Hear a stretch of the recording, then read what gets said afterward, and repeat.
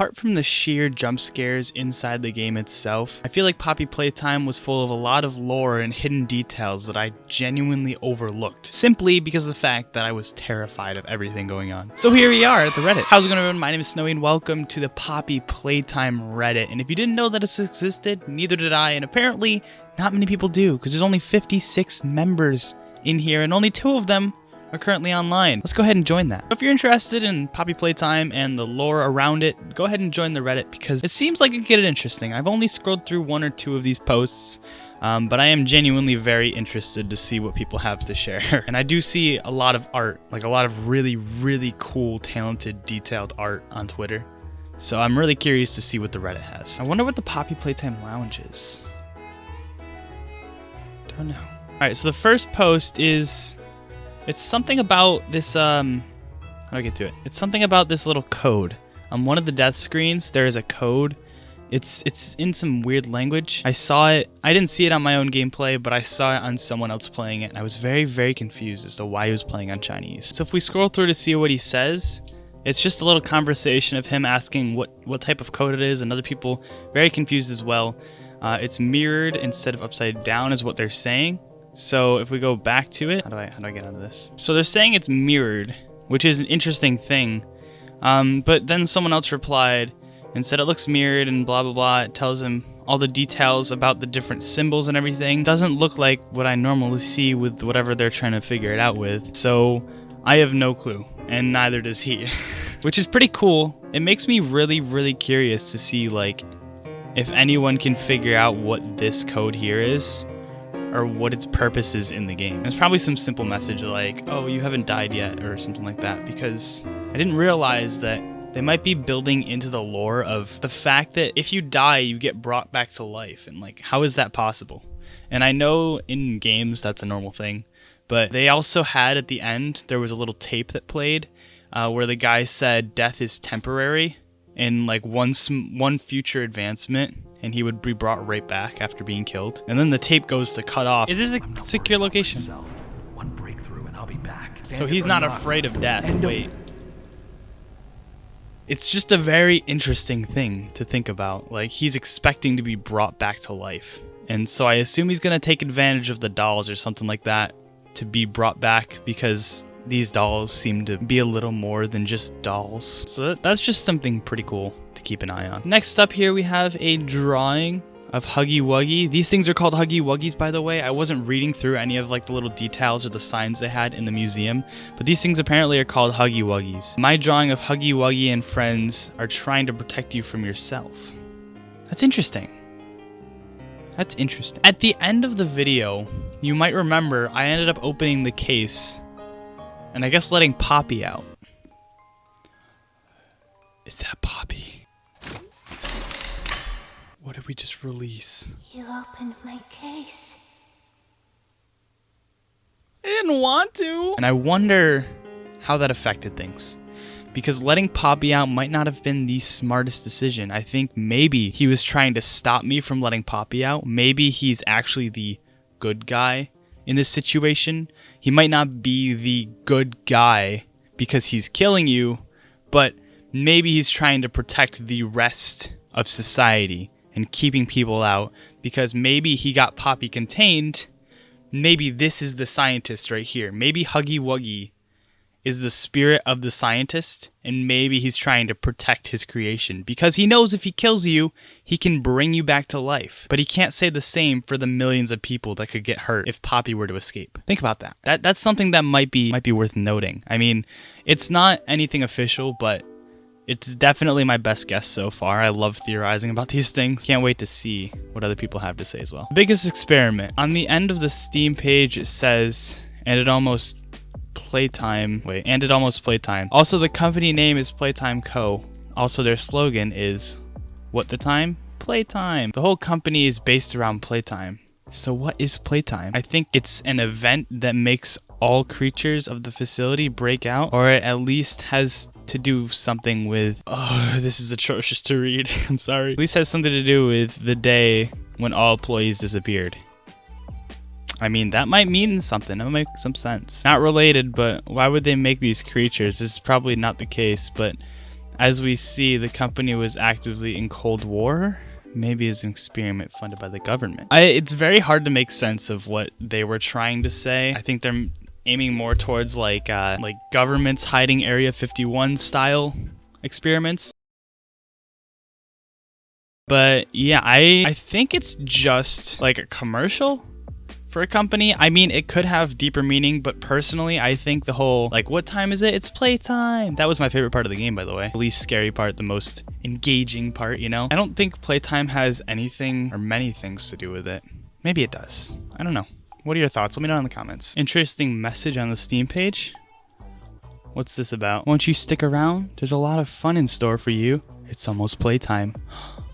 Oh, that brings us back to the last message. Maybe playtime is when we release everything into the world.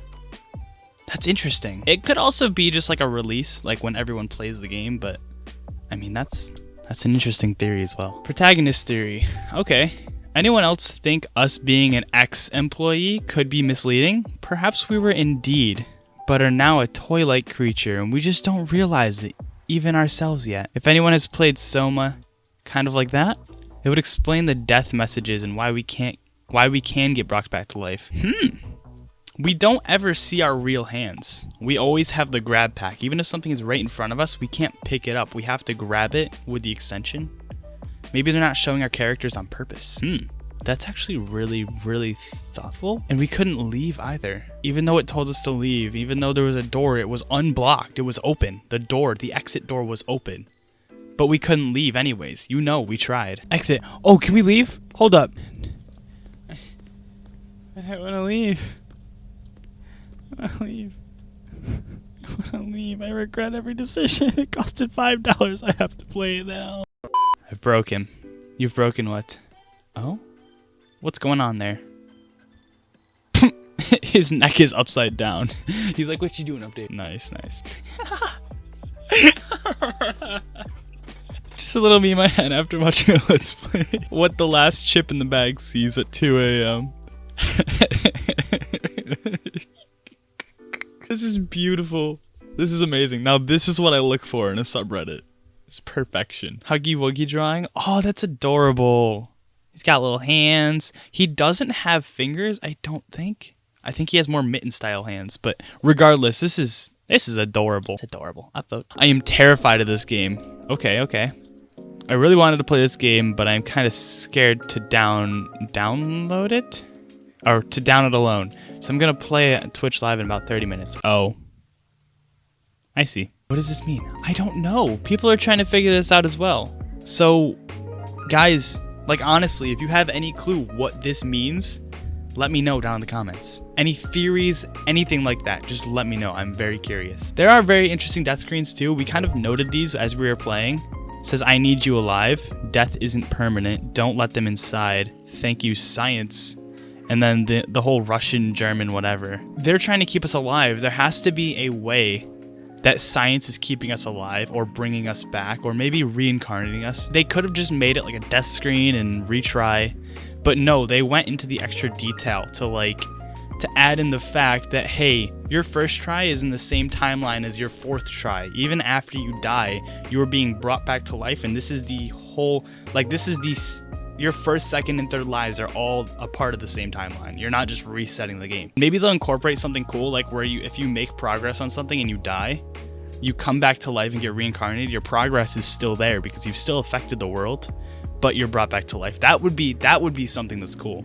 Instead of a retry screen, maybe it's like you get just brought back and like the bad guys are left off where they are. So it's just as hard as to continue as it was before, but your progress is still there, just to kind of keep it congruent and keep the whole like lore tied together. That would be really interesting. Corey plays it, it becomes big. I'm gonna be honest here, Corey is the reason that I played it. As soon as I saw the thumbnail, I'm like, I'm not even gonna watch the video, I'm gonna play it. Literally downloaded it and started playing it within 10 minutes. The first second I open it, I'm like, well, I've made a mistake. And you can see that in the video that I recorded itself. But yeah, no, Corey is 100% the reason I play it. It's the only reason I saw the game in the first place. But then when I saw it, I was like, yes, I have to play this. Look at that. It looks terrifying. It looks like a whole Five Nights at Freddy's thing. That's what I was expecting going into it. Then I saw like all the puzzles and everything, and it just like, it grabbed me so much. Like I just had to play the game when I saw the mechanics. It looks so much fun. This is a Huggy theory. Okay. So one thing about Huggy is that he's definitely living and sentient. I've got a theory that he's a Frankenstein-ish monster made up of multiple different creatures and animals, which would describe his fleshy, furry body. That's the best way to describe how he is able to produce blood. That's another interesting point, because as we went on, I didn't note on this in the video itself, but as we went on through it, there was a bunch of toys that were like smashed and killed basically, and there was like blood splattered all underneath them or all around them. Maybe those were other, like, I don't know how you'd put it, things that souls existed in. Maybe those were other things that like souls existed in. Maybe they were sentient as well. Maybe they were human beings that were put inside of those toys, kind of like Five Nights at Freddy's style, where the souls of children were put into these toys. Maybe it was the souls of the co-workers, like fighting for survival, trying to keep Poppy inside at all costs. And so maybe they had developed a way to keep each other alive so that they could protect Poppy. And so maybe somehow, for some reason, we're trying to unleash Poppy. And it's so weird because we just met Poppy at the end of the chapter 1.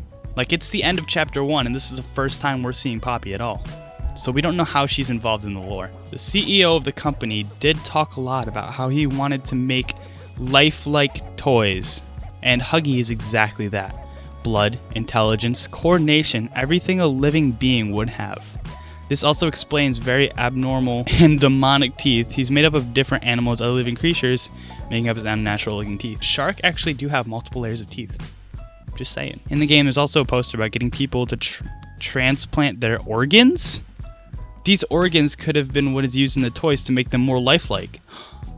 I didn't notice that poster. There's so many little things in there that I should have been looking for. I'm definitely going to keep an eye out in future chapters, but like donating organs, that's crazy. I know there's orphans. There's posters for orphans. Like adopt orphans, not organs inside of your body.